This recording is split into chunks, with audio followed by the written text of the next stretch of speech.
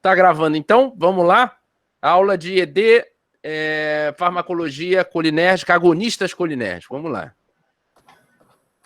Vamos lá, gente. Então, vamos para a primeira questão, né? Pode passar.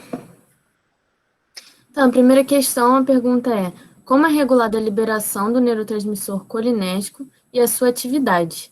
Alguém quer falar a questão que colocou, alguma coisa assim?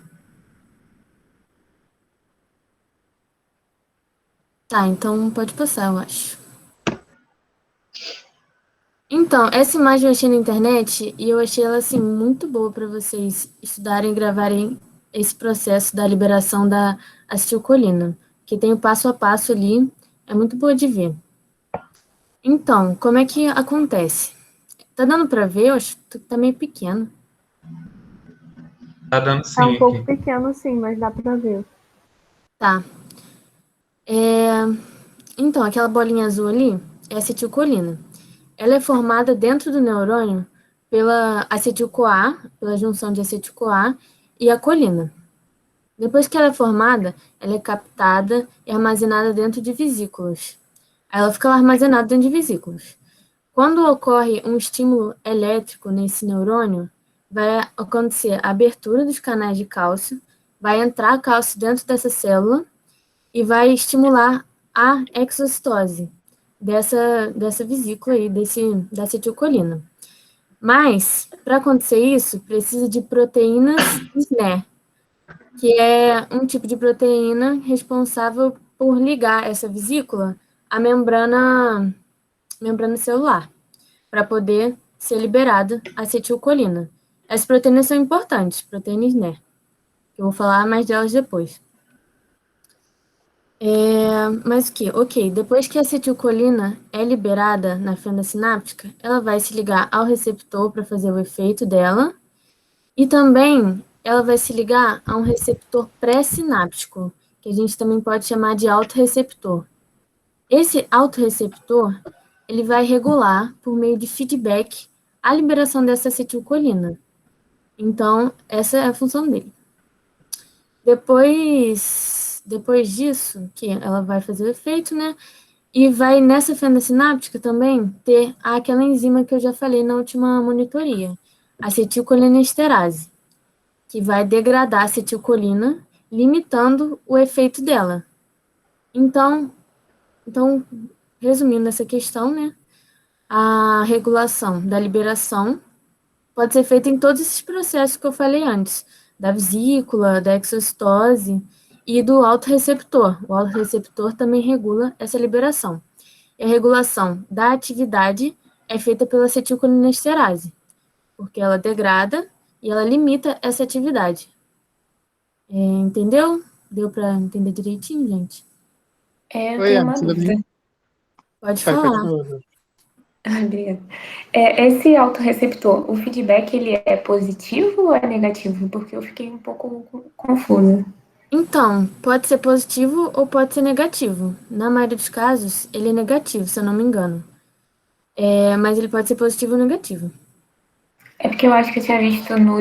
Eu não lembro qual foi o livro agora, que falava de feedback positivo. Aí eu fiquei meio. Então, pode acontecer também, pelo mesmo processo, mas na maioria das vezes é negativo. Pode ser positivo ou negativo, essa regulação. O negativo é da seguinte forma: quando ele libera muita acetilcolina, ele vai ter que controlar aquela secreção. Então, quando ele liga nesse autorreceptor, ele vai bloquear essa liberação de mais acetilcolina. Então, ele vai travar e fazer esse feedback negativo. Entendeu? Entendi. Obrigada. Né? A outra pergunta, pode falar. Então, bom dia. É que na aula o professor Pedro ele fala sobre também heterorreceptor. Eu não entendi muito bem a diferença entre o autorreceptor e o hétero. Então, o autorreceptor é um receptor que vai ligar, por exemplo, a acetilcolina e vai regular a acetilcolina. Ele regula a mesma coisa que ele recebe ali. Um heterorreceptor, ele vai, outro neurotransmissor, por exemplo, liga nesse heterorreceptor e ele vai regular a acetilcolina, entende? São diferentes. O que liga nele é diferente do que ele regula. Por exemplo, o heterorreceptor pode ser um receptor simpático, vai se ligar à noradrenalina e vai influenciar nessa secreção de acetilcolina também. Mas também é no receptor pré-sináptico? Depende, se for simpático... Não, é sim, né? Não é no pré-sináptico? Eu acho que é assim. É sim, é porque ele regula... Sempre é no pré-sináptico. Isso. Sempre. Alto é só você pode... sempre se preocupa com o prefixo. Ele falou hétero. Não, então, alto, você pode fazer um sinônimo como se fosse homoreceptor. Então é o mesmo. Hétero seria o diferente, entendeu? Sempre se preocupa com o prefixo. Autorreceptor, no caso, é o mesmo. Heterorreceptor é o diferente. É o que ela disse. Então, hétero, no caso, um receptor adrenérgico que estaria no neurônio pré-sináptico, regulando a liberação de acetilcolina. Então, é um receptor de adrenalina regulando a acetilcolina, hétero. Agora, um muscarínico presente na pré-sináptico de acetilcolina regulando a liberação de acetilcolina. Quem se liga ao muscarínico? Acetilcolina. Então, é acetilcolina regulando a própria acetilcolina. Alto. É isso. É o que ela tinha dito, tá certo. Ele é sempre pré-sináptico, né? Mesmo hétero. Sempre. Para fazer esse controle regulatório de liberação, é sempre pré-sináptico. No adrenérgico vai ter também essa mesma estruturação. Eu acho que só pensar que ele regula a liberação, então tem que ser no pré-sináptico, né? Ficou Mas claro? aí, no caso, então, os heterorreceptores também entram na regulação colinérgica de liberação? Sim. Tem alto e hétero também. Ah. Todo neurotransmissor, independente de qual ele for, ele vai ter na estrutura, né? Digamos assim, da fenda sináptica dele, controles de liberação. O mais comum controle de regulação da quantidade do neurotransmissor na fenda, né? O mais comum é auto e heterorreceptores. É o mais comum que você vai achar. Tem outras maneiras. A própria acetilcolina tem uma particularidade dela ali. Ela tem uma enzima que controla. Tem outras sinapses de outros neurotransmissores que não tem enzima, mas tem outros reguladores que também vão participar. Então, agora, o mais comum que vocês vão ver, independente se é colinérgico, adrenérgico, estaminérgico, GABAérgico, é um auto ou um heterorreceptor, ou os dois ao mesmo tempo no neurônio pré-sináptico. Gente, só para fechar essa parte da regulação colinérgica, tem a reciclagem da colina, que é quando a acetilcolina degrada, a acetilcolinesterase degrada a acetilcolina, vai liberar dois compostos, que é a colina e o acetato. A colina vai ser reabsorvida por um cotransporte no canal de sódio. Aí, só para fechar. Pode seguir? Alguma dúvida? Uma dúvida. Na regulação da atividade, os receptores nicotínicos e muscarínicos, eles entram como reguladores da atividade também? Regulador da atividade, sim. Aqui a gente estava falando do autorreceptor e do heterorreceptor como regulador da liberação.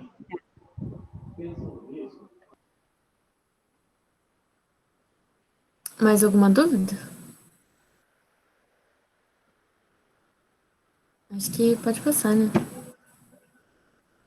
Então, na 2, ele pedia para pesquisar a influência da toxina tetânica e botulínica sobre a transmissão colinérgica.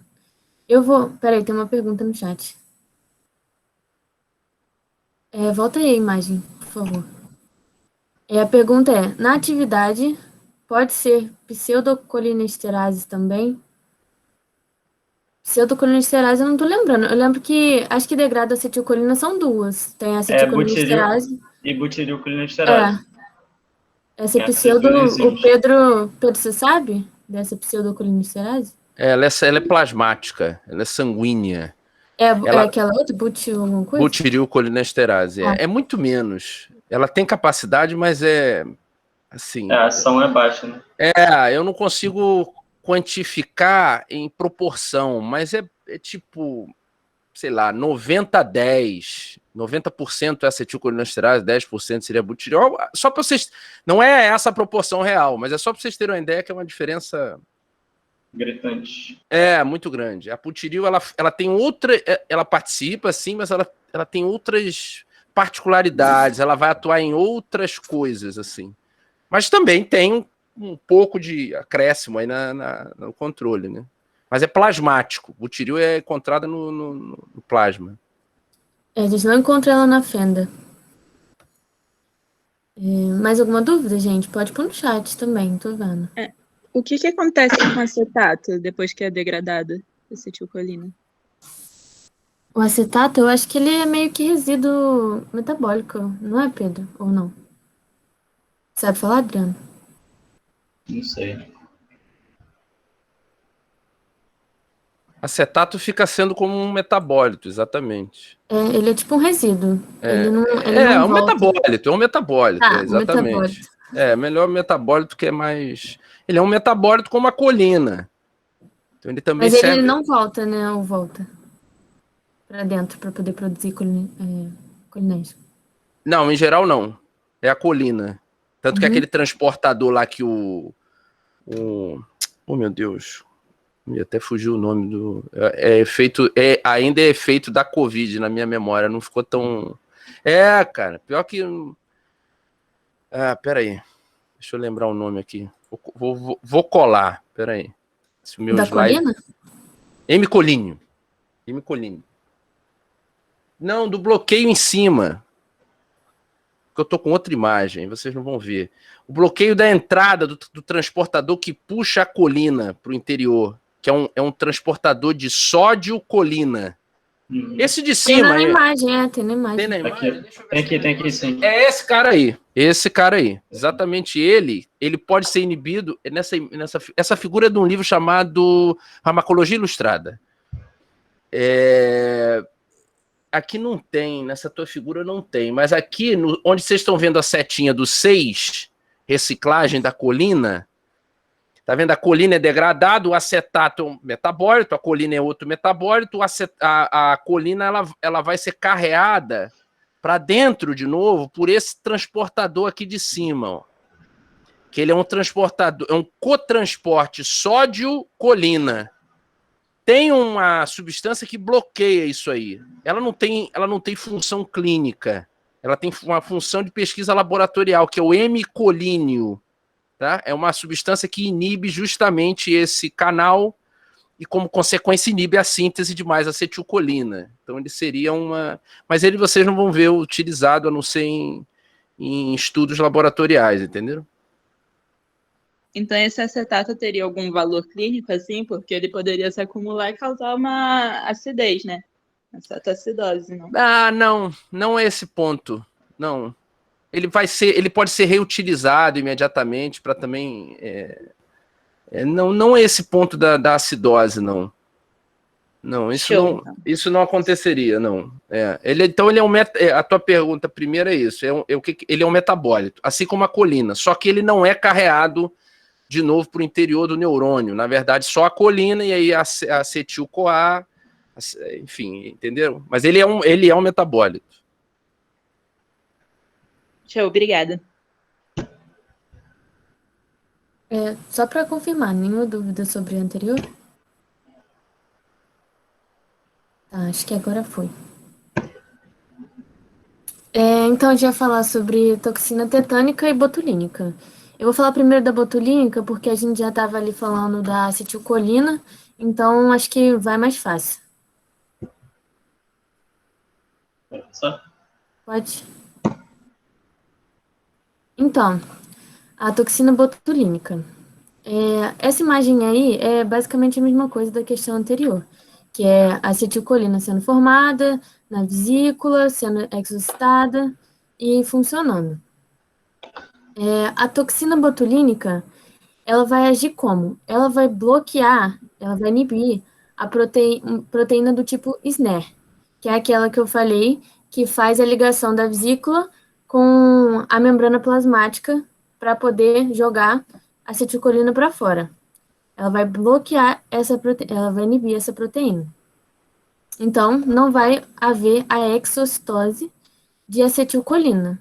Então, o que vai acontecer? Vocês já viram uma pessoa com botox, né? Ela fica como? Assim, músculos paralisados por causa dessa ação aqui, no neurônio. Então, acho que é isso.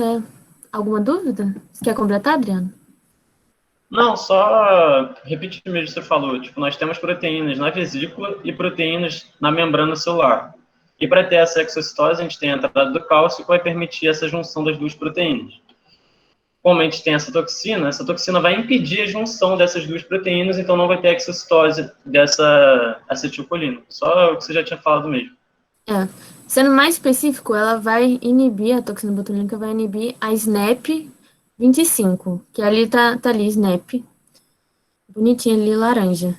Tem outros tipos de proteína SNER, mas eu acho que vocês não precisam gravar, assim, especificamente. E só por curiosidade, se eu não me engano, VAMP é proteína de membrana ciliar da vesícula, eu acho, né? Eu não lembro da sigla. Tá. Mais detalhes só. Então é isso. Ela impede que a acetilcolina seja liberada, a exocitose dela, por meio do bloqueio dessas proteínas. Então, alguma dúvida? Eu tenho uma dúvida se ela impede a entrada de cálcio no neurônio ou se o cálcio está ali. Eu assisti a aula do Pedro também, aí ele pediu para corrigir. Ela não impede a entrada de cálcio. Ela atua na proteína. O cálcio continua entrando e ela vai atuar na proteína. O cálcio vai lá e tenta funcionar e tal, fazendo exocitose, mas como ele inibe a proteína, não consegue juntar a vesícula com a membrana para poder jogar para fora. Exatamente, esse bloqueio independe da entrada do cálcio, por conta da toxina. Tá bom, a toxina não impede essa entrada do cálcio, não. Mais alguma dúvida?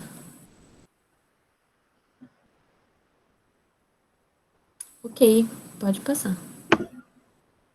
Então, agora eu vou falar da toxina tetânica, que eu acho que vocês tiveram em micro. Pelo menos eu dei uma aprendida assim em micro. E funciona parecido com a botulínica, que é por meio do bloqueio das proteínas do tipo SNER. Mas tem uma diferença. A toxina tetânica, ela vai atuar no neurônio inibitório. Ou seja, vou falar aqui todo o processo. Você pisou num prego, aí a proteína tá lá no seu pé, a bactéria Clostridium tetani tá no seu pé, liberando toxina, um monte de toxina. Essa toxina vai ser endocitada pelo neurônio motor, lá do seu pé, e vai fazer todo o caminho até o neurônio inibitório. Lá no neurônio inibitório, essa toxina vai bloquear proteínas SNER, que é a sinaptobrevina, se eu não me engano. Mas eu acho que só a proteína SNER tá bom para vocês. E vai impedir essa junção, né, da vesícula, novamente, com a membrana. Não vai deixar haver a exocitose do neurotransmissor do neurônio inibitório, que é diferente, que é o GABA e a glicina. São inibitórios. Ou seja, resumindo, a toxina tetânica vai inibir os neurotransmissores inibitórios de funcionar. Inibe o que inibe. Basicamente é isso. Então, o que vai acontecer? Alguém sabe o que acontece como consequência? Quer chutar? Vai ficar constantemente contraído? Ou não? É isso. Não vai haver... o seu corpo continua conseguindo contrair, fazer o estímulo de contração, mas ele não vai conseguir inibir. Então, vai ficar constantemente contraído. Pode passar. Então, essa é uma imagem clássica que a gente sempre tem, eu acho, que é um paciente com tétano na postura de epistótono, que é quando ele está assim, todo contraído, só que o neurônio inibitório dele não consegue liberar essa GABA-glicina para poder inibir. Então, ele fica assim. Essa doença, assim, é bem feia, gente. Então, tomem a vacina, viu? 10 em 10 anos. Acho que é isso. Pode voltar só para ver se tem dúvida nesse. Alguma dúvida nesse?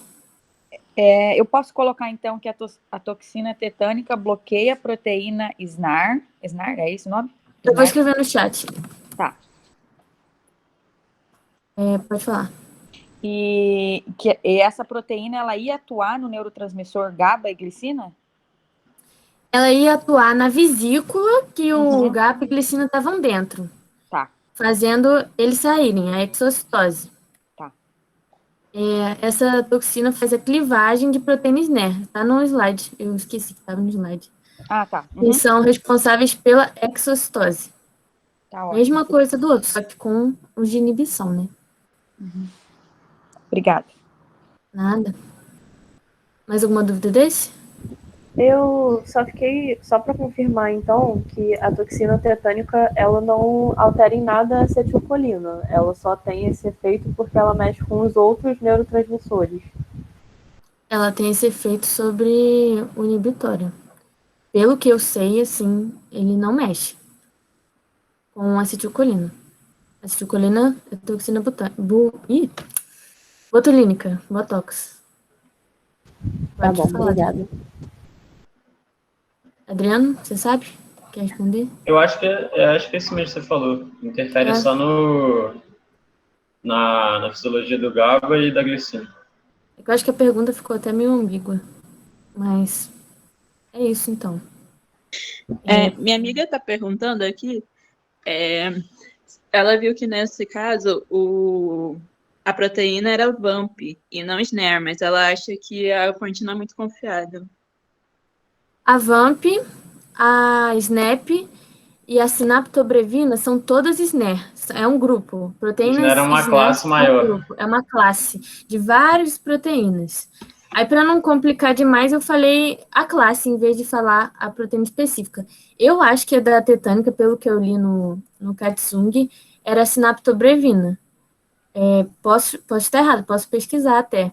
Mas... E a da botulínica é a SNAP25, que também é uma proteína dessa classe SNER. São todas SNER. Essas que ligam a vesícula na parede, lá, na membrana. Ficou claro? Acho que ficou assim. Obrigada. Nada? Mais alguma dúvida sobre esse?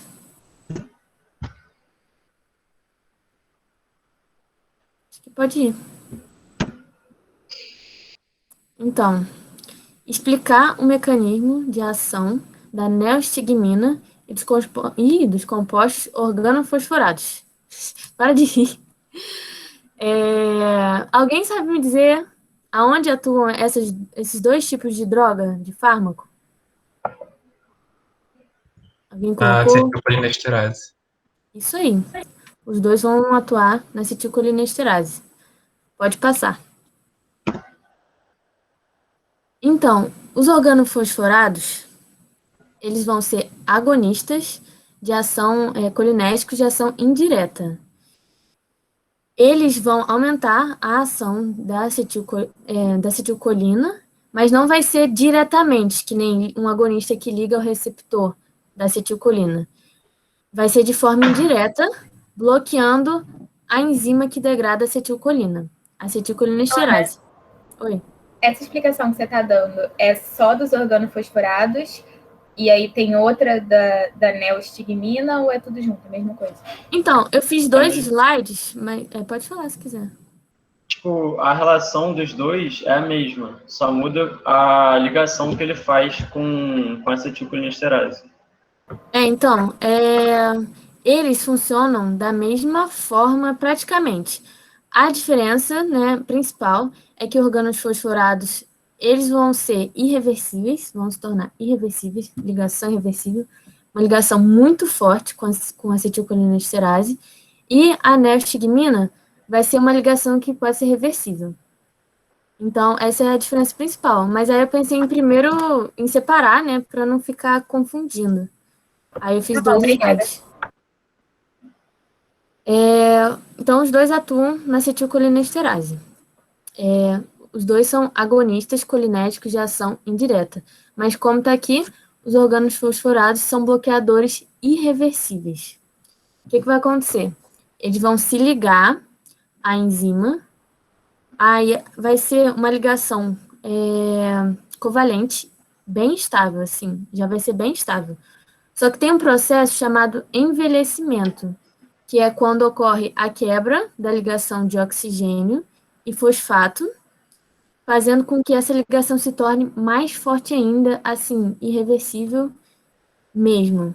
Então, o único jeito é fazer mais acetilcolinesterase para poder voltar a funcionar, porque essa aí tá ligada e não vai funcionar mais.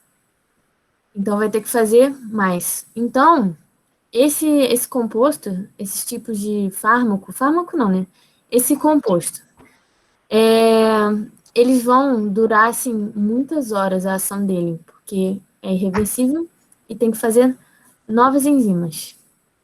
Então, a gente pode usar, assim, é mais raro, mas pode ser usado em glaucoma. Mas, principalmente, é usado na indústria de agrotóxico, porque ele é bem tóxico até para os insetos, né, e para os bichos lá. Então, ele é muito usado na indústria de agrotóxico. E também ele é muito usado em guerra química. Aquele gás sarin, ele é muito usado, ou seja, vocês já podem ver, né, que se ele é usado em guerra química, ele é muito tóxico, dependendo da quantidade. E, além disso, ele é muito lipossolúvel. Então, ele entra pela sua pele, pelo seu pulmão, pelo seu olho. Então, as pessoas que jogam esse agrotóxico, eles têm que ficar equipadas, senão eles podem ser intoxicados também. Alguma dúvida sobre esse? Eu vou explicar o próximo já.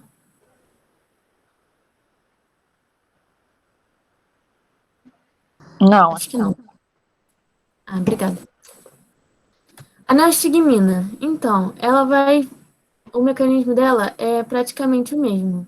Ela vai se ligar à enzima acetilcolinesterase, impedindo que ela degrade acetilcolina, com isso aumentando a função da acetilcolina. Mas ela é reversível, então ela não vai durar aquele tempo todo dos organofosforados. E também não tem aquele processo todo de ter que produzir novas enzimas. Apesar de ser uma ligação, assim, relativamente forte, não é tão forte e reversível quanto a outra. Então, é mais tranquilo de usar como fármaco. Então, é usado na miastenia graves, por exemplo, é um dos usos da neostigmina. É a mesma ação da outra, só que ela é reversível, basicamente. Alguma dúvida sobre esse? Alguém colocou alguma coisa? Quer falar? Se tá certo?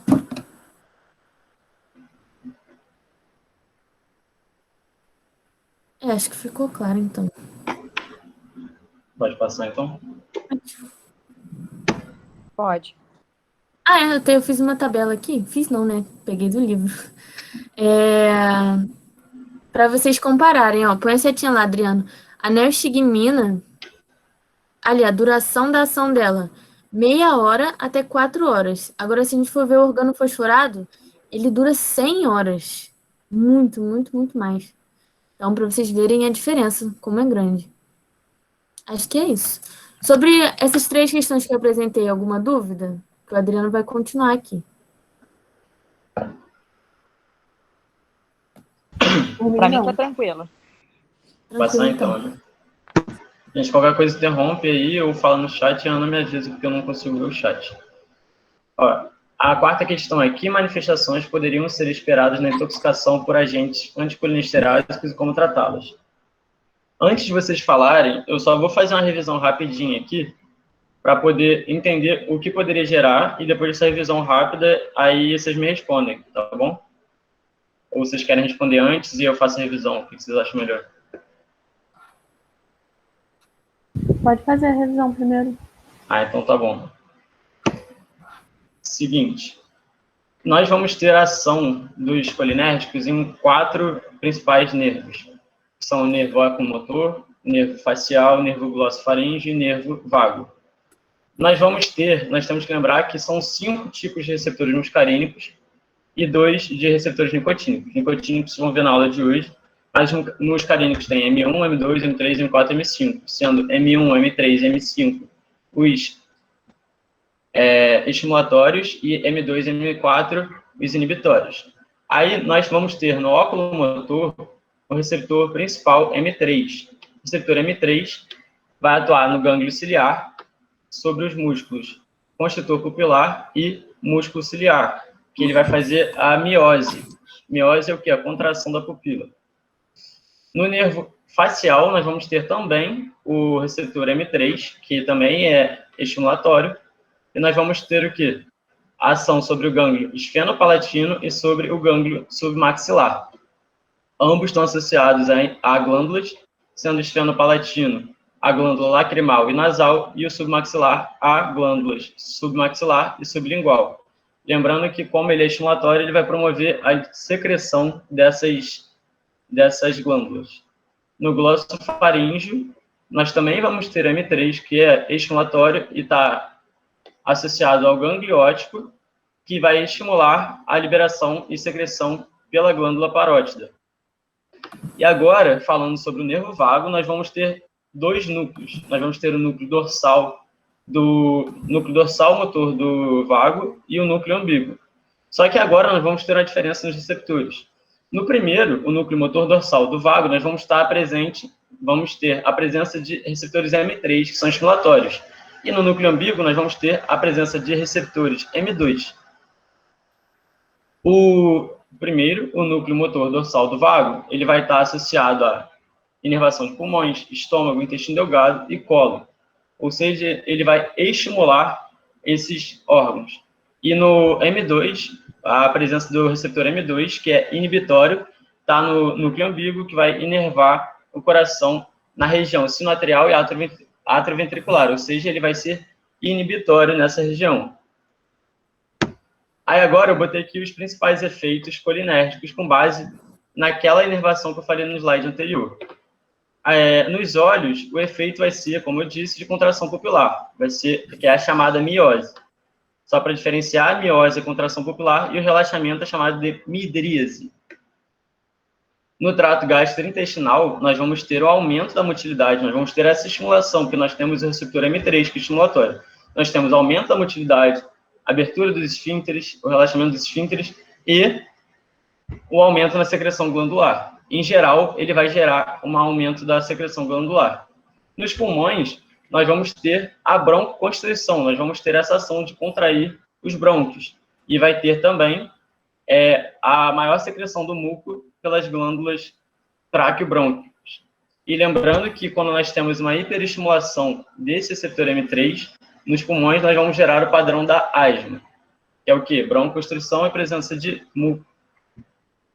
Agora, falando sobre os efeitos colinérgicos no coração, nós vamos ter todos esses tropismos negativos. Nós temos crono, hino e dromotropismo. Crono, relacionado a tempo, está relacionado à frequência cardíaca. Então, nós vamos o quê? Diminuir a frequência cardíaca. Hino está relacionado à força da contração, à intensidade dessa contração.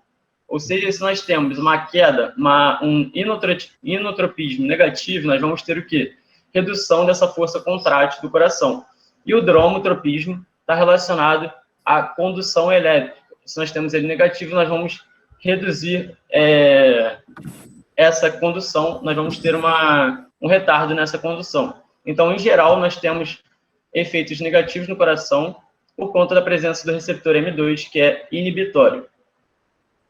Agora, no sistema nervoso central, nós temos que, em altas concentrações, a nicotina pode induzir tremores, vômitos, estimulação do centro respiratório, e em níveis mais altos ainda pode causar convulsões e gerar um coma fatal. Agora, gente, nós temos que lembrar que a ação geral do receptor M3 nos músculos lisos é de contração. Só que nós temos uma exceção, que é como está aqui, a presença desse receptor M3 nos vasos sanguíneos. Essa presença do receptor M3 nos vasos sanguíneos, ao invés de gerar aquela contração que era esperada, vai gerar uma vasodilatação. Por que acontece isso? Porque nós temos a liberação de óxido nítrico, que é um potente vasodilatador. E aqui só botei como observação o estudo de Henry Dale, que fala que doses elevadas promovem vasoconstrição. Aí vocês observaram o porquê disso naquele estudo de Henry Dale. e também promove vasoconstrição em vasos lesados, presença de aterosclerose, ou seja, essa vasodilatação ocorre normalmente nos vasos em geral e quando o vaso está ileso. Agora, só para complementar os efeitos colinérgicos, nós temos os efeitos sobre o sistema geniturinário, e nós temos um estímulo ao músculo detrusor da bexiga, o relaxamento do trígono e os músculos esfincterianos na bexiga, que vão promover a micção. E os efeitos das glândulas em geral, como já foi dito, vai ter uma estimulação à secreção. Rapidinho, só beber água. E, por fim, nós temos os efeitos na junção neuromuscular, que eu botei aqui o texto inteiro, para facilitar, porque eu acho uma parte um pouquinho mais difícil. E, quando vocês forem revisar, vai ficar mais fácil de estudar. Aí, esse efeito colinérgico sobre a junção neuromuscular ocorre quando agonista nicotínico é aplicado diretamente e resulta em uma despolarização imediata da placa terminal, causada pelo aumento da permeabilidade a íons de sódio e de potássio. A resposta contrátil varia desde fasciculações desorganizadas de unidades motoras independentes a uma contração forte de todo o músculo, conforme a sincronia da despolarização das placas terminais pelo músculo. Os agentes nicotínicos despolarizantes não hidrolisados, com rapidez, como a própria nicotina, causam desenvolvimento rápido de bloqueio por despolarização. O bloqueio de transmissão persiste, mesmo quando a membrana se repolariza. Ó, essa foi a revisão. Então, alguém quer falar quais são as manifestações esperadas por essa intoxicação de agentes anticolinesterásicos? Lembrando que agentes anticolinesterásicos são agonistas colinérgicos de ação indireta, ou seja, eles vão inibir a acetilcolinesterase e a butirilcolinesterase, aumentando esse efeito. Então, qual será a manifestação em geral? Alguém quer falar? Eu coloquei algumas, mas eu não sei se está certa. Pode falar, pode falar. Excitação seguida de depressão, aumento das secreções, contração da musculatura lisa, relaxamento dos esfíncteres, bradicardia, diminuição da contratilidade atrial, redução ventricular, aumento da força da contração muscular, entre outros. Tem como só repetir os dois últimos, e falar um pouquinho mais devagar? Redução ventricular e aumento da força da contração muscular. Isso. Aí eu botei entre outros. Eu não sei se tem mais. Sim. Então, são vários os efeitos, né? Como vocês puderam ver. E eu botei aqui. Nós vamos gerar essa broncoconstrição nos pulmões. Nós vamos gerar, com base na soma dos 3 efeitos, inotrópico, cronotrópico e dromotrópico negativos, nós vamos gerar essa bradicardia. Nas glândulas, nós vamos gerar essa secreção, esse estímulo à secreção no sangue, nos vasos. Nós vamos gerar essa vasodilatação por conta dessa liberação do vasodilatador óxido nítrico. No trato gastrointestinal, por conta do aumento da motilidade, da liberação dos esfíncteres e essas ações em geral, nós vamos ter o aumento da motilidade, como está aqui. Vai ter uma estimulação da peristalse. E nós podemos, no sistema nervoso central, causar convulsões. Aí eu ia perguntar agora qual que é o tratamento, só que como já está escrito aqui, eu já vou adiantar, que é a administração de atropina. Clinicamente, só se realiza o bloqueio muscarínico, pois o nicotínico é pouco específico. Distribuição nos gânglios. Então, gente, nós vamos administrar esse bloqueador colinérgico para reduzir essa ação, esse efeito exacerbado da acetilcolina nos nossos receptores difusos pelo corpo, e por isso nós administramos a atropina, que é um bloqueador muscarínico.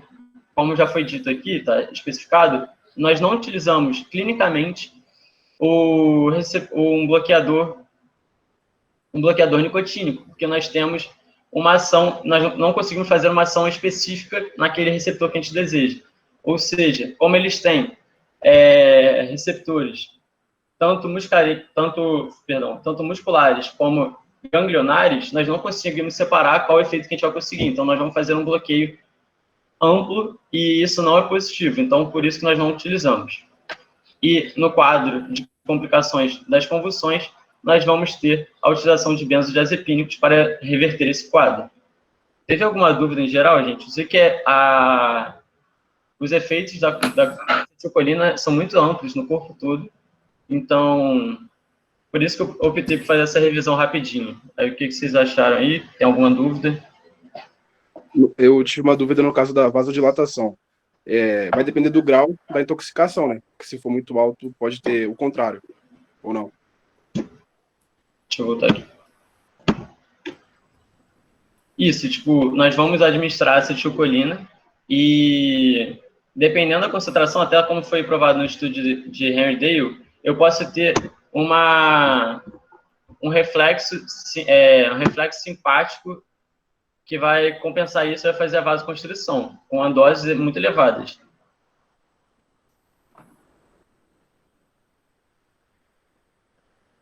Foi? Entendi. Obrigado. Entendeu? Vai ter... Adriano. Oi, pode falar. Ah, porque tem uma dúvida no chat, pode terminar que eu falo. É porque essa estimulação vai fazer como se fosse um feedback no sistema simpático, e esse sistema simpático vai fazer a liberação dos agonistas simpáticos, e com isso vai fazer uma reversão desse quadro e fazer uma vasoconstrição reflexa. Foi? Pode perguntar aí. Pode falar a pergunta. Então, a pergunta é se a escopolamina também é um bloqueador. Escopolamina... Escopou, né? Escopolamina... Cara, eu tava lendo sobre ela agora. É sim. É sim. Tem mais pergunta, peraí. Tá. Eu li algo... Só rapidinho. Sobre a escopolamina, a gente já vai falar mais sobre ela daqui a pouquinho, na próxima questão. Então, fica atento quem perguntou aí, que a gente vai exemplificar melhor sobre ela. A Fernanda perguntou, eu li algo sobre a pralidoxima 2-PAN poder reativar a acetilcolinesterase inibida. Procede? Qual o nome, perdão? Pralidoxima. Pralidoxina. Eu não conheço essa droga, mas não sei se o Adriano conhece. Então, de nome assim, eu não me recordo, não. Eu puder cheguei falar. a ler sobre essa também lá no... Acho que é Golan o nome do livro, não tenho certeza. Mas falando que ela podia ser usada para restaurar as enzimas. Aí eu não tenho certeza, restaurar a acetilcolinesterase. Eu não sei se é no caso quando for uma ligação covalente muito forte, aí administra ela para liberar, não tenho certeza. Não, então, se for no caso de uma ligação covalente, essa ligação vai ser reversível. Então, não tem como. O que a gente espera nesse caso é a produção de nova acetilcolinesterase. Aí, essa administração poderia ser por uma administração excessiva de neostigmina ou de algum carbamato, que vai ter essa ligação não irreversível. Essa ligação irreversível, com isso, pode rolar essa competição e reduzir a ligação e o efeito anticolinesterase. Mas no caso de organofosforados, não vai ter essa competição, porque ele realmente vai inibir e não vai soltar mais. Vai ter que esperar ser degradado. Só um detalhe sobre organofosforados, que até o Pedro falou no vídeo, é que quando ele faz aquele processo de envelhecimento, realmente não tem como mais mexer nisso. Vai ser irreversível. Não peguei. Mas antes desse processo, ainda dá para dar uma revertida, mas depois que isso acontece, e isso acontece muito rápido. E depende também do tipo de organofosforado, depende da pessoa. Então, em geral, é irreversível, mas tem que ocorrer esse processo de envelhecimento para ser, assim, realmente irreversível. Exatamente. Ocorreu o envelhecimento, esquece. Vai ter que esperar a degradação do complexo. A gente pode perguntar pro Pedro sobre também essa questão da pralidoxima, quando a gente terminar aqui. Eu já li sobre, mas eu não me recordo para passar com muita certeza, com confiança, não. Então, prefiro esperar ele. Sim. E aí, mais alguma dúvida sobre essa pergunta. parte? Pode falar. As paraoxonases e carboxilesterases também podem ser utilizadas nesse quadro de intoxicação? paraoxonases e carboxilesterases. Gente, essa substância eu realmente vou ter que perguntar pro Pedro, porque de cabeça assim eu não me recordo. Pois é. Igual a gente falou no Olha, início, a gente não grava o nome de todas as drogas, exatamente. Então, por a gente favor, grava os alguém principais. manda pra gente depois, bota lá no Classroom o nome dessas drogas que a gente pergunta, ou daqui a pouco a gente pega o livro Eu vou para dar uma anotar, eu vou revisada. anotar. Tá. Porque aí a gente pergunta e responde vocês. Eu tenho uma pergunta mais geral. Tá. É que eu não entendi muito bem por que causa convulsão. Então, é porque a acetilcolina, ela pode, quer dizer, ela pode não, ela vai passar pela barreira hematocefálica e vai ter influências, tipo, no sistema nervoso central. Como eu vou falar mais no final da aula, por exemplo, a intoxicação por cogumelos, do tipo, que tem a presença de muscarina, que é um Agonista. que é um agonista colinérgico, ele pode causar vários efeitos e convulsões e coma seriam tipo o ápice desse quadro de intoxicação, entendeu? Pode causar náuseas, pode causar tontura, pode causar alucinação, entendeu? Esses são alguns efeitos e as convulsões e, por final, coma e talvez até o coma fatal são os efeitos tipo, máximos dessa intoxicação. É porque a acetilcolina, ela tem um efeito estimulatório. Então, ela vai passar para o cérebro, né? E vai atuar lá, fazendo esses efeitos neurológicos. Tá bom, Ô, obrigada. gente,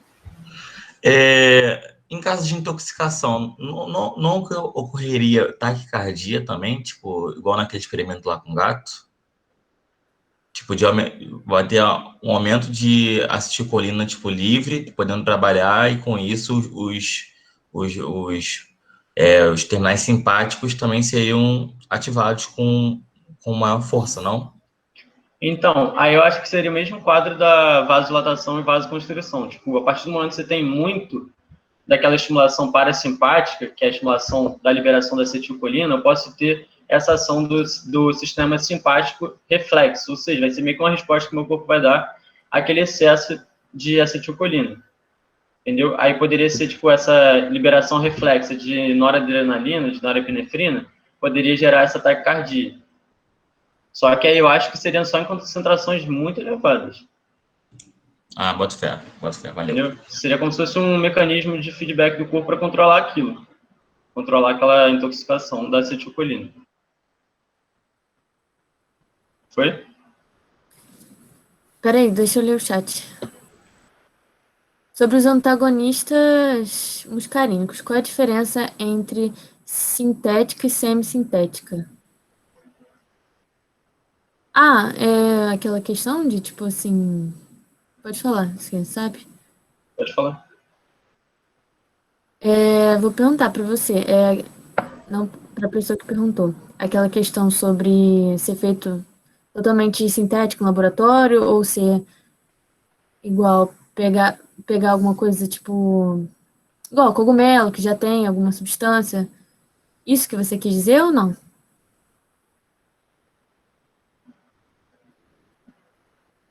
Falou o nome de medicamento. Tipo ipratomina, você sabe? Ipratomina?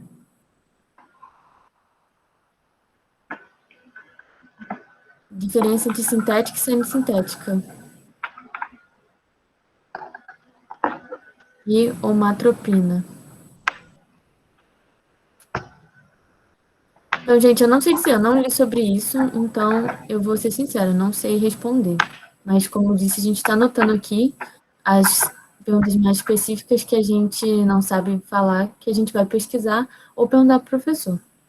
Exatamente. Depois da aula a gente organiza um PDF, bota lá, não sei, respondendo cada dúvida que a gente não sabe responder, tá bom? Uhum. Mais alguma questão sobre essa parte dos efeitos colinéticos, da inervação, dessa intoxicação de colineesterásica, do tratamento com atropina?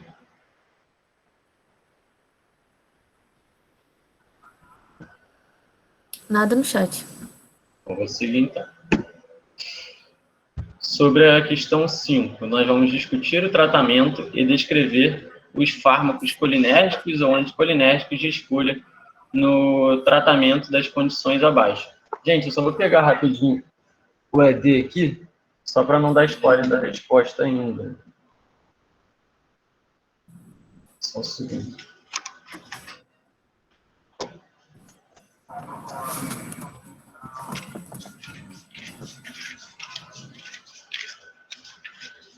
Então, o primeiro que nós temos é a fisiologia da asma. Alguém quer falar qual que é o tratamento, qual pode ser, o que vocês pesquisaram? Como eu já fiz a revisão ali, vocês entenderam a fisiologia, vocês sabem como que ocorre a asma.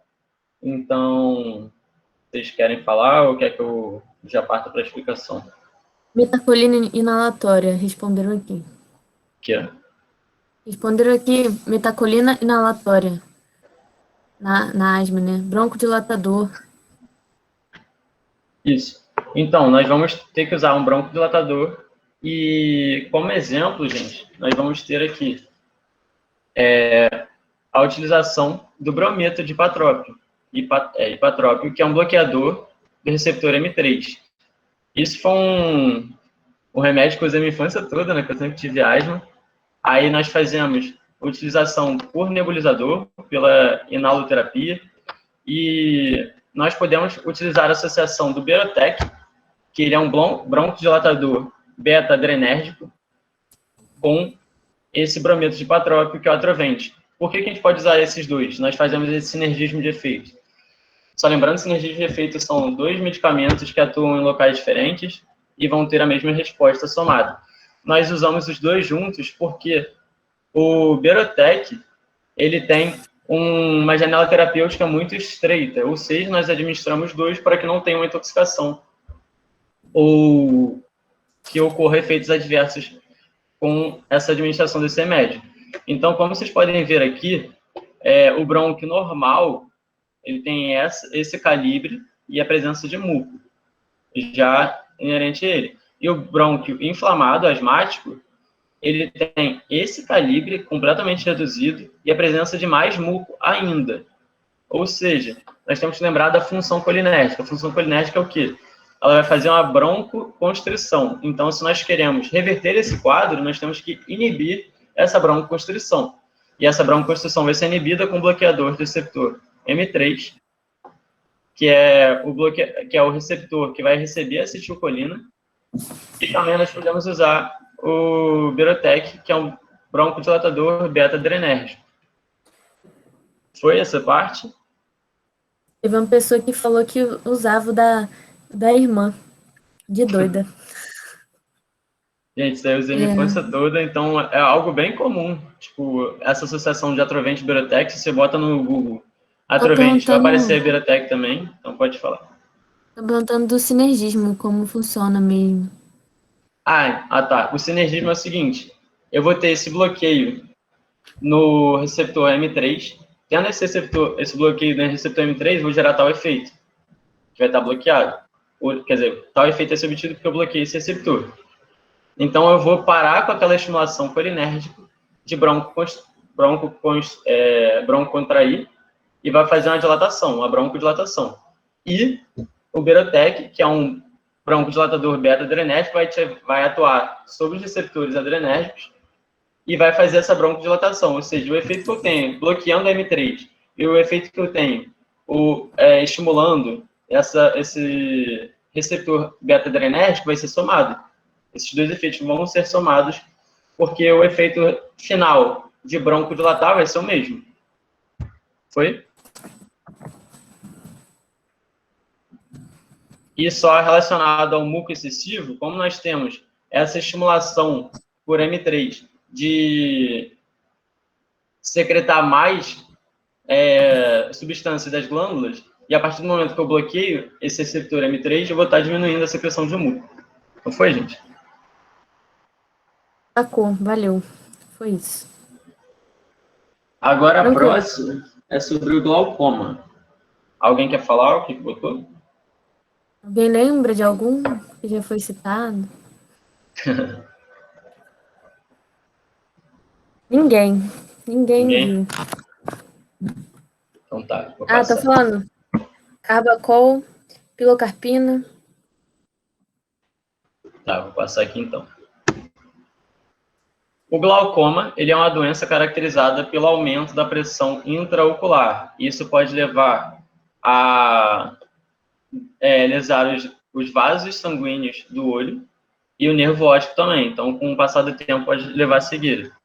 E nós vamos utilizar, quer dizer, antigamente nós utilizávamos mais estimulantes muscarínicos, porque, lembrando da fisiologia do olho e da ação da acetilcolina, a partir do momento que nós estimulamos o olho, nós vamos gerar uma contração desse músculo do olho. E como vocês podem ver aqui embaixo, essa contração do corpo ciliar vai poder gerar uma maior drenagem, uma drenagem mais fácil desse humor aquoso que está se acumulando dentro do olho.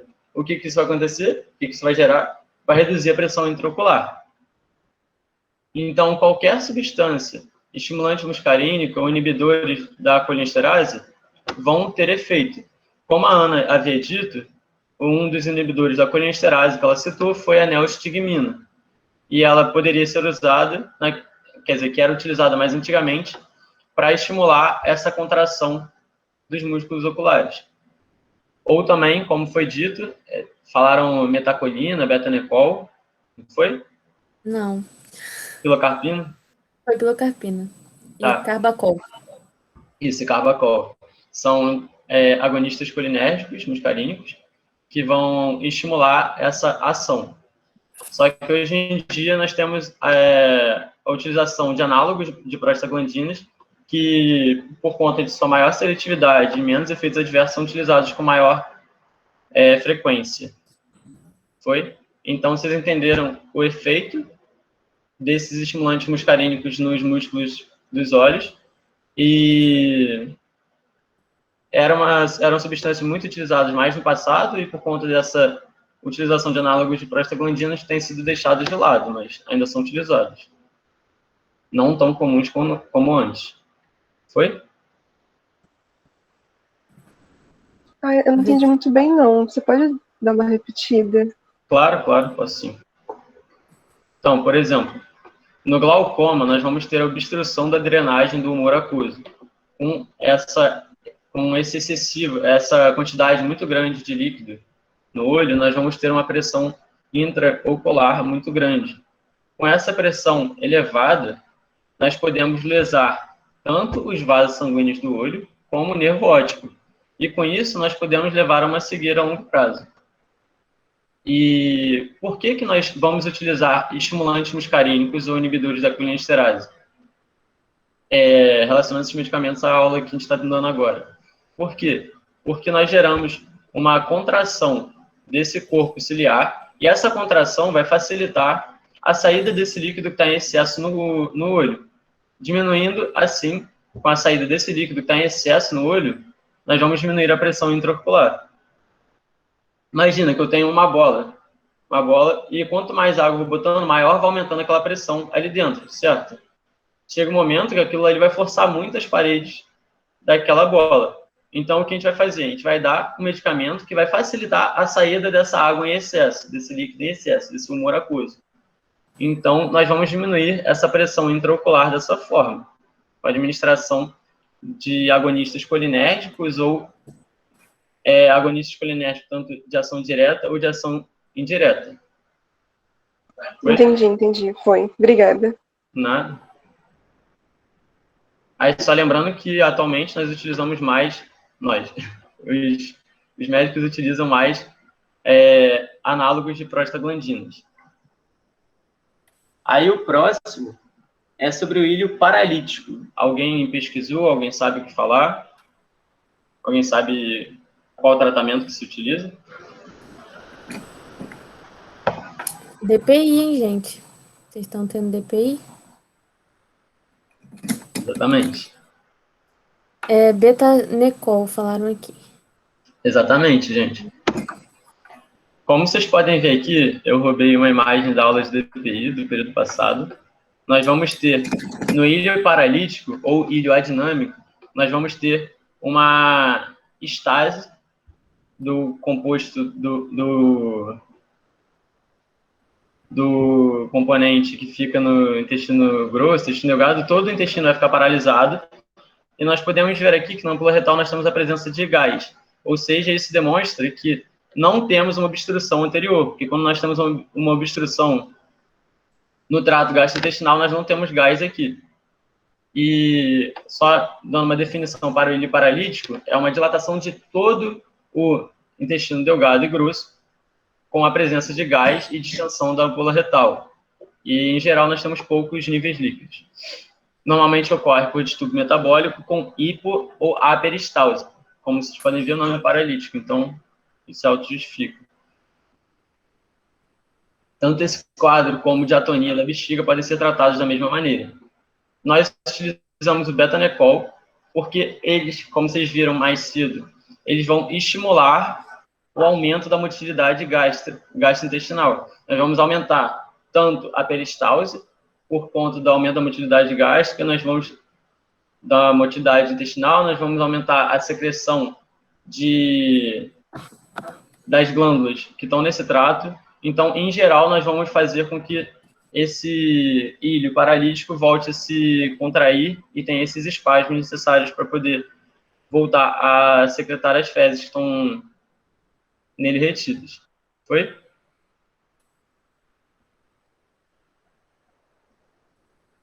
E uma das substâncias são o betanecol, como foi citado. Quer dizer, é o betanecol. Oi, gente. Foi. Agora a D é cinetose. Alguém botou alguma coisa?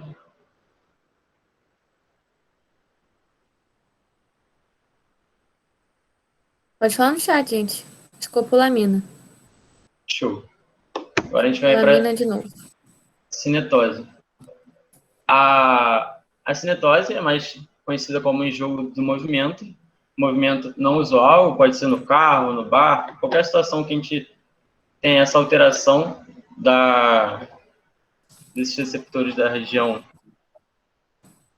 que afeta o equilíbrio. Então, nós podemos ter, por exemplo, a gente está num carro que está tremendo e a gente está focando nossa visão no livro, no celular. Isso vai gerar esse movimento não usual do sistema vestibular. O tratamento pode ser por atropina ou escopolamina, como foi citado. Alguém falou aí no chat, escopolamina, mais cedo. E aqui nós vamos ter essa utilização, porque o seu efeito vai atuar nas regiões de quimiorreceptores ricas em receptor M1, que é um receptor estimulatório. Então, nós vamos bloquear esse receptor e vamos ter a reversão desse quadro de enjoo. Oi? Esse aqui é mais direto a resposta, sim. Foi. Então, O Dramin age assim? Uma pergunta. eu acho que o Dramin atua por outro mecanismo. Que, se eu não me engano, não é um inibidor colinérgico. É, não. Vai ser tudo Não que atua é. assim, não. Sim. Então, Se não me vamos... engano, ele é antihistamínico, mas ele não é dessa não classe. lembro. Sim, mas ele atua diferente, isso é um fato. É sim. Aí foi, podemos ir para o próximo? O próximo é miastenia gravis. Alguém botou alguma coisa? O que vocês escreveram aí?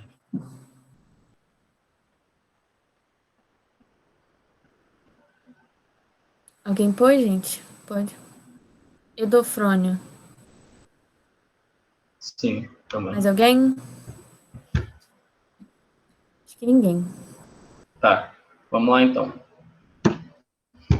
Miastenia gravis, nós vamos ter diferença na utilização do fármaco, tanto no diagnóstico como no tratamento. É uma doença autoimune que gera anticorpos que afetam esses receptores da junção neuromuscular. Como vocês podem ver aqui, essa imagem eu sei que está pequena, gente, é só porque eu botei para caber a imagem no texto tudo. Os anticorpos vão degradar esses receptores da junção neuromuscular e isso, com o passar do tempo, vai dificultar essa ligação da acetilcolina nesses receptores. então nós não vamos ter o mesmo tônus muscular que a gente teria antes por conta da ação desses autoanticorpos. Os anticorpos, eles reduzem a função do receptor nicotínico. Nicotínico, lembrando, é o receptor que está na junção neuromuscular. E ele atua de 3 formas. Para exemplificar, eu botei aqui, tem uma ligação cruzada com receptores, que é o que eu já citei, processo que estimula a internalização e degradação desses receptores. Tem uma lise da membrana pós-sináptica, ou seja, ele não vai atacar somente o receptor, vai atacar também a membrana pós-sináptica. E é uma ligação ao receptor nicotínico e inibição da função. Ele também pode bloquear esse receptor que está aqui na fenda sináptica, na membrana pós-sináptica, bloqueando a sua função. Então, o tratamento, como é que vai ser feito? Os inibidores da colinesterase, mas não os agonistas de receptor da acetilcolina de ação direta, são extremamente valiosos no tratamento da miastenia. Nós vamos ter a diferença entre diagnóstico e tratamento por 2 coisas. Porque o diagnóstico, nós temos que ter uma resposta rápida e reduzir os efeitos daquele medicamento no corpo. Então, nós podemos utilizar o hidrofone, como foi citado no diagnóstico, porque ele é uma droga de ação muito rápida. Se eu não me engano, o tempo de ação dele é de 5 a 15 minutos. Então, nós já conseguimos aumentar o tônus muscular e ver que nós temos essa doença. E a ação da neostigmina, além do hidrofone, pode ser utilizada. Por que nós podemos utilizar essa droga também? Ela não tem efeito no sistema nervoso central, então nós reduzimos os seus possíveis efeitos adversos no sistema nervoso central. Então, nós usamos o hidrofone por conta da sua rápida ação e a neostigmina por conta dessa não entrada na barreira hematocefálica e não gera os efeitos adversos no sistema nervoso central. A neostigmina é uma substância que ajuda a recuperar a força muscular por algum tempo, que é o que eu falei também do hidrofone. Pode ser útil para confirmar a suspeita da enfermidade. E agora, sobre só a neostigmina, possui pouco ou nulo efeito central, por conta de sua menor lipossolubilidade.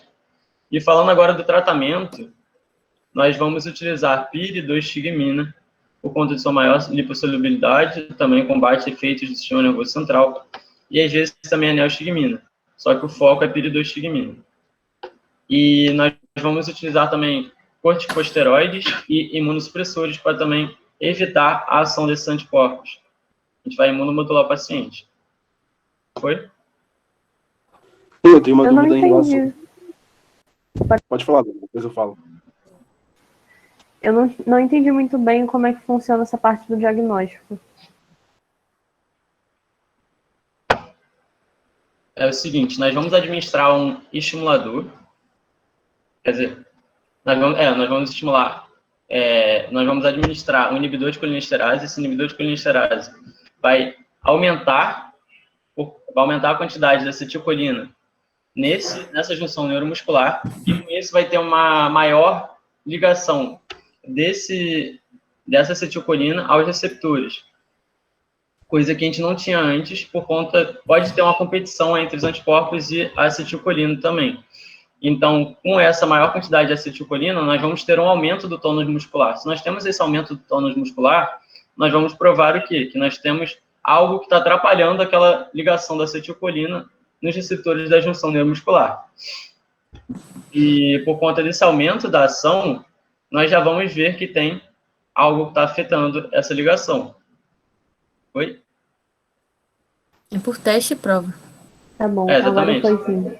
Obrigada. Nós vamos realmente administrar, e por isso que é importante o hidrofone, e por conta da sua ação rápida, ou seja, eu não vou querer que aquele teste dure muito tempo, eu só quero administrar, eu avalio se foi positivo ou não o teste que a gente fez, e com isso o efeito cessa. E a partir daí nós partimos para tratamento.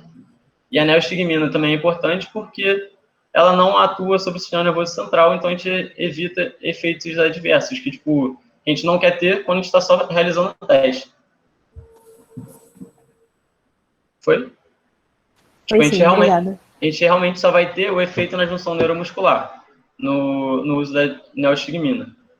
Então, para realizar o teste é ótimo, porque a gente vai só avaliar o tônus muscular. Você vai ter um ganho de tônus, tipo, o aumento do tônus muscular, com base na administração desses medicamentos.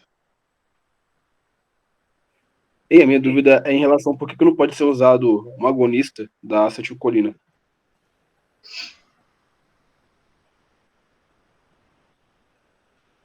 Então, aí realmente você me pegou. Eu fiquei com essa dúvida também quando estava estudando. Eu estava lendo lá pelo Katsung e eu não achei uma explicação para isso, especificamente, entendeu? Não achei... Então, eu não achei algo que explicasse essa diferença entre agonista direto e indireto. Eu realmente posso pesquisar, porque pelo menos no Katsung eu não achei. Tem problema não. Obrigado. Tá?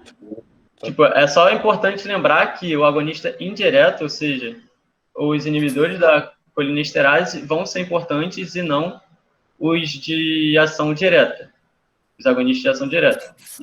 Isso é bom ter na cabeça. Só que, tipo, eu realmente vou pesquisar, porque tipo, eu estava lendo pelo Katsung e não achei nada que falasse sobre isso. Tá bom?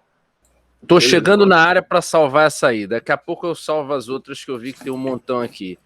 É o seguinte, Obrigado, é muito simples a resposta para o Natanael, para quem ficou com essa dúvida, você também ficou com essa dúvida. Os diretos, eles são mais muscarínicos. Eles têm uma afinidade maior com o muscarínico. Para você fazer um direto, se ligar um nicotínico, tu vai ter que dar uma dose muito alta. Aí os efeitos adversos que você vai conseguir com isso, não vale a pena você tratar algo que você já está com um problema relacionado ao neurotransmissor em questão. E você vai gerar outros problemas, porque imagina, você dá uma dose muito alta de uma substância agonista direta, ela perde por completo a seletividade. Então ela vai atuar nos muscarínicos, que normalmente ela já atua. Ela vai atuar no nicotínico placa motora, que normalmente, quer dizer, com uma dose alta, ela atua. E ela vai atuar também no nicotínico ganglionar, que com uma dose alta, tu vai conseguir fazer isso. Agora, tu imagina, o ganglionar serve tanto para simpático e simpático. Então, os efeitos adversos que você vai fazer é de uma amplitude tão grande que aí você prefere o quê? Bom, eu vou dar acetilcolina, vou dar uma substância que normalmente tem uma meia-vida curta, 4 horas, 6 horas, aquela meia-vida mais curta. A acetilcolina, diferente dessas outras substâncias sintéticas, ela pode ser degradada tanto pela colinesterase quanto pela butiril. Então tem esse raciocínio. A meia-vida dela é menor. Ela é mais rápido degradada do que uma substância sintética que seria um agonista direto dele. Então soma tudo isso. É preferível o quê? Você dá um inibidor de colinesterase. De preferência, como eles colocaram, no teste diagnóstico, um de meia-vida curta, e no tratamento pode ser esse de meia-vida curta, ou um que tem uma meia-vida um pouco maior, como a piridoxigmina, mas que ainda assim é uma meia-vida curta, comparada a outros fármacos que têm meia-vidas de horas, dias, semanas, entenderam? É por aí. Depois, quando eles acabarem, eu respondo o que eu vi que ficou um montão aí, eu já falo. Foi? Obrigado, Pedro. Foi. Obrigado. Fechou a minha astenia grave, gente? Tem mais alguma dúvida?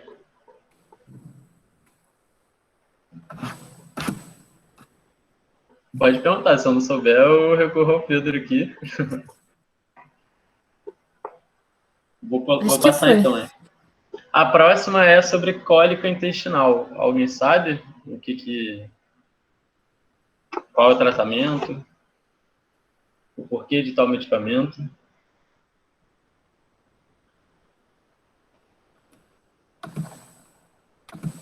Vou passar então. A cólica intestinal é uma dor leve moderada que acontece no pé da barriga ou difusamente pelo abdômen. E nós vamos administrar a escopolamina. A escopolamina, o Buscopan, mais conhecidamente, é uma substância espasmolítica, ou seja, ele vai ser um antagonista dos receptores muscarínicos M3 no trato gastrointestinal que vão inibir, vão bloquear aquela função que eu já falei antes, da acetilcolina no trato gastrointestinal, que a acetilcolina aumenta a motilidade gástrica, aumenta os espasmos, a contração muscular. Então, nós vamos ter uma reversão desse quadro, nós vamos diminuir esse quadro de estimulação, ou seja, nós vamos inibir essa situação de contração dos músculos lisos em geral. Foi? Essa parte mais... Buscopan, nosso coringa. Buscopan muito utilizado em gastroenterite. Você dá a entrada lá na emergência, imediatamente. É gastroenterite, confirmou o diagnóstico. Gastroenterite. Você vai prescrever normalmente o quê? O nosso amado Buscopan. Pode ter um Vonal para náusea, vômito, se tiver associado. Pode ter um anti-inflamatório não esteroidal, uma dipirona. Mas nosso Buscopan vai estar lá. Ele é o nosso garoto. E ele tem uma propriedade antiespasmódica. Então ele serve para cólica intestinal, cólica uterina, enfim, contrações musculares lisas, né, variadas. Ele é quase igual quer dizer, ele tem a mesma propriedade que vocês podem achar numa das substâncias do Dorflex, que é a orfenadrina. Também é outro espasmolítico. Normalmente quem tem dor muscular toma o Dorflex, porque tem não escopolamina, mas tem orfenadrina, que é um outro espasmolítico. Então serve para isso também. Foi? Foi, gente. Acho que sim. Então, show. Então, agora, só para fechar a revisão, eu vou falar sobre as intoxicações por conta dos cogumelos, ou do micetismo, e tem a ver com a intoxicação que a gente já disse antes. Aí são os 3 casos que a gente vai falar. Eu botei só um videozinho aqui para dar uma descontraída. Não sei se vai passar o som aqui, mas... Não tô passando.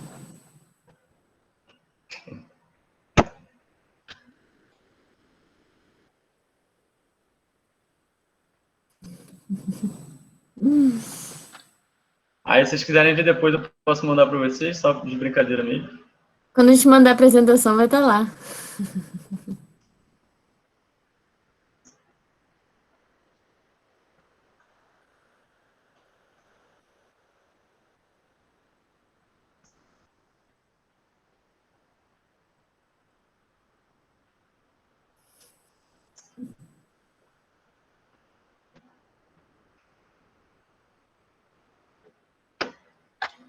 Aí, gente, brincadeira à parte, era só para dar uma descontraída.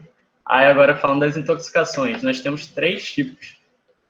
Tem de início rápido, a de início retardado e a da ingestão de Amanita muscaria, dessa espécie específica.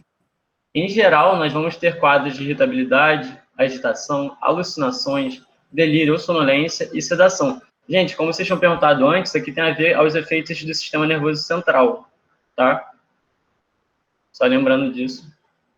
Então, o primeiro, nós vamos ter o de início rápido, é o cogumelo do gênero Inocybe, e as características são de intoxicação colinérgica. Ou seja, eu vou ter uma hiperestimulação colinérgica. Todos os efeitos colinérgicos, em geral, vão ser estimulados. Seja no M2, ou a inibição do M2, seja da inibição promovida pelos receptores M2, da estimulação promovida pelo M3. E a reversão desse quadro, nós temos as seguintes utilizações. Nós vamos fazer uma lavagem gástrica e essa limpeza com carvão ativo, carvão ativado, e nós vamos administrar sulfato de atropina. O sulfato de atropina, a atropina em si, que é um antagonista dos receptores muscarínicos, ou seja, se eu tenho uma hiperestimulação colinérgica, eu vou utilizar o quê? Um bloqueador colinérgico. E aí eu vou tentar reverter esse quadro com isso. E nós vamos utilizar também a adrenalina para reverter os efeitos cardiovasculares e respiratórios, são os mais importantes. Como eu já tinha falado antes, aquele efeito simpático reflexo vai ter a mesma situação que isso aqui. Vai ser uma forma que a gente vai administrar a adrenalina para reverter aqueles quadros, só que aquela situação o próprio corpo faz. E aqui nós vamos administrar porque nós queremos uma resposta mais rápida, uma resposta mais imediata, porque essa intoxicação realmente é grave. O segundo caso é o de início retardado, é o gênero Amanita. Só tomem cuidado, porque o outro é gênero Amanita, só que a Amanita muscaria. Essa Amanita muscaria é diferente dessa intoxicação aqui. Nós temos que é do gênero Amanita, e a intoxicação não é causada pelo excesso de muscarina, não é causada por esse composto, e sim pela presença de amatoxinas. Amatoxinas são moléculas que geram uma hiperhepatotoxicidade, ou seja, eles vão atuar no fígado e vão atuar por meio de moléculas que são oxidativas, por conta de radicais livres. Então, nós vamos utilizar, no tratamento, nós vamos utilizar penicilina G. Realmente, nós utilizamos penicilina G, que vai combater essa situação de hepatotoxicidade, e a utilização também de sibilinas. Sibilinas são antioxidantes,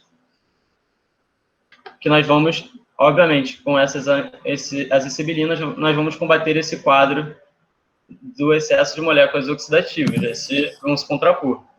E nós vamos também administrar intravenosamente líquidos eletrólitos, porque a pessoa que ingeriu pode ter vômitos, diarreia, então vai ter uma perda de líquidos e eletrólitos muito grande. Então, nós vamos ter essa administração intravenosa. E, para fechar, nós temos a ingestão de Amanita muscaria. A Amanita muscaria, nós vamos ter uma resposta diferente e completamente oposta da intoxicação rápida, porque nós vamos ter uma síndrome antimuscarínica. Síndrome antimuscarínica, nós vamos ter um bloqueio da ação colinérgica no corpo. Ou seja, se eu tenho um bloqueio da ação colinérgica no corpo, eu vou ter que estimular a ter mais acetilcolina e aumentar esse efeito. Com isso, nós utilizamos o inibidor de colinesterase, por exemplo, a fisostigmina. E é isso, gente. Essa foi a revisão. Ficou alguma dúvida sobre essa parte de intoxicação? Nós temos esses 3 tipos, o do gênero Inocybe, o gênero Amanita e essa espécie Amanita muscaria em especial. Tudo bem. Foi essa parte? Ninguém falou nada, não. Foi. Deixa eu te perguntar, assim, na hora do tratamento não tem como você saber qual foi pelo qual foi intoxicado. Daí é o mesmo, né? Ou não? Como assim? Tem como repetir a pergunta, por favor? Sempre vai ser lavagem, sempre vai ser o mesmo procedimento. Porque não tem como você saber qual que a pessoa utilizou, ou isso vai interferir. Não, então, a resposta no corpo de cada cogumelo é diferente, entendeu? Por exemplo, esse início rápido, nós temos uma intoxicação colinérgica, nós vamos ter uma estimulação colinérgica, ou seja, nós vamos ter o quê? Bradicardia, nós vamos ter broncoconstrição, nós vamos ter vasodilatação, nós vamos ter aumento da motilidade gástrica. Nesse daqui, nós vamos ter o oposto, entendeu? O efeito que eu tenho da acetilcolina vai ser inibido, porque é uma síndrome antimuscarínica. Nós vamos ter quadros opostos. Então, até pela clínica, a gente pode ver isso. Ah, entendi. Entendeu? Tá, mas é importante saber qual é. Porque senão você pode tratar... por exemplo, se você tem uma ingestão de algum cogumelo Inocybe, que você faz uma... primeiro lá, esse aí. Você está vendo que é uma a síndrome aqui é como uma intoxicação por pesticida. Se você tratar isso aqui com fisostigmina, você vai matar a pessoa, porque você vai exacerbar mais ainda a acetilcolina. Vai morrer mais rápido. Você tem que saber qual é. Se você não souber identificar qual é, corre um sério risco de você cometer um equívoco na hora do tratamento e, em consequência, vai ser o desfecho vai ser mais negativo, né? Entendeu? Então tem que estar sempre atento. Se tiver algum acompanhante que possa identificar, enfim, mas o quadro geralmente é característico. Um vai ser claramente oposto ao outro, assim, os sintomas. Mas, enfim, é sempre importante vocês identificarem. Até porque vocês viram que o de início retardado, que é a do Amanita phalloides e outros, aqui não vai fazer nenhuma coisa nem outra. Aqui você não vai... Porque aqui não é muscarina nem uma antítese à muscarina, um efeito muscarínico. Aqui é por causa de uma toxina. Então vai ser um quadro que vai ter uma degradação muito rápida e aguda hepática. Tu já tem uma outra característica, os sintomas vão ser diferentes. Aí aqui não adianta você jogar nem atropina, nem antagonista de acetilcolinesterase. Tem que ser penicilina G, porque vai competir. Até o Adriano, a gente estava conversando ontem, tem um artigo legal, a gente pode botar aquele artigo para eles verem. Sim, um artigo podemos. recente que eu achei ontem, 2018, que é exatamente com o tratamento desses cogumelos que provocam esse micetismo de início retardado. E o porquê do uso de... Ali é silibina. Penicilina G, os líquidos, eletrólitos. Então tá lá, eu vou botar esse artigo para vocês lerem.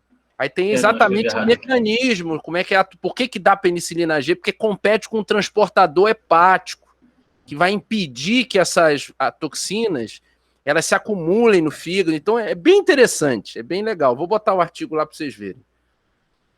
Deixa eu tirar as dúvidas que ficaram. Ana, tu anotou aí? Sim, eu tirei uma foto, mas eu já peguei aqui no chat. Peraí, vou pegar o meu celular. Então manda aí, só para rapidinho a gente matar isso, ficar também no registro. Aqui, a primeira que eu tirei aqui foi se a escopolamina também era um bloqueador. Acho que o Adriano respondeu, né? Sim, é um análogo. Tem umas características particulares, por exemplo, tem mais efeito central, é um pouco mais lipossolúvel que a atropina, mas são características particulares da molécula, enfim. Mas é a mesma coisa, é bloqueador muscarínico, que vocês vão ver na aula de hoje que eu liberei lá já para vocês assistirem. Vai. Uma pessoa falou que leu algo sobre a pralidoxima poder reativar a acetilcolinesterase que foi inibida. Tá. Procede. Isso, procede mais ou menos, assim, é uma substância cara, tem algumas, enfim, tem uns trabalhos mais recentes que falam que não faz muito efeito, mas era usado, a pralidoxima, ela servia para regenerar, entre aspas, a acetilcolinesterase, enquanto o fosforado não sofreu aquela ligação oxigênio-fósforo, não tinha sofrido envelhecimento, você podia usar. Se já sofreu envelhecimento, já era. A ligação covalente já não tem mais como regenerar droga nenhuma. Mas tem umas discussões hoje em dia do uso clínico disso. Tá? Mas sim, pralidoxima é uma substância que tem essa propriedade de regeneração da colinesterase. Vai. As paroxonases e carboxilesterases também podem ser utilizadas nesses quadros de intoxicação. Acho que era intoxicação por... Então, paroxonase e carboxilesterases são enzimas. São complexos enzimáticos naturais do corpo. Eu trabalhei uma época, na época do meu mestrado na UFRJ, eu fiz em epidemiologia. E eu trabalhava em conjunto com a Fiocruz. E nós fomos lá em Friburgo, na região conhecida como Vale do Estuqui, que eles têm cultivo de plantas ornamentais. Aí girassol, margarida, rosas, parará. Imagina, isso não é para alimentação. Se na alimentação você já tem um emprego de pesticida, você imagina nos cultivos de plantas ornamentais. Então, como é que era o trabalho? Ela coletar os dados dos agricultores e amostras de sangue e urina para dosar as concentrações desses pesticidas e também dessas enzimas, dentre elas a paroxonase, grupo de enzimas que é a paroxonase, que são enzimas produzidas no fígado, estão associadas a HDL, participam de oxidação, inibem peroxidação de LDL, mas participam do metabolismo acelerado dessas substâncias organofosforadas. A paroxonase, particularmente, participa do metabolismo do paration, que é um dos subtipos de organofosforados que são utilizados nas lavouras ou nos cultivos, né, de vegetais, mesmo que seja esses ornamentais, entenderam? Então são grupos enzimáticos, você não tem como administrar isso. E eles sofrem influência genética. Tem pessoas que têm classificação de alta atividade enzimática, média atividade enzimática e baixa atividade enzimática, entenderam? Então isso vai também de herança genética dos indivíduos. Vai, próxima. Sobre os antagonistas muscarínicos, qual a diferença entre sintético e semissintético? Tá, semissintético você tem na estrutura da molécula da droga, do princípio ativo, partes naturais, que seriam alcaloides naturais, e parte da molécula é feita em laboratório. É isso. E o sintético é todo feito em laboratório. Ambos vão ter, se forem moléculas que mimetizam, no caso, a atividade da acetilcolina, ambas vão ter ação ali. Só que uma tem uma estrutura mista, digamos assim, né? A outra não. A outra é só sintética. O que mais? Peraí, vou ver aqui.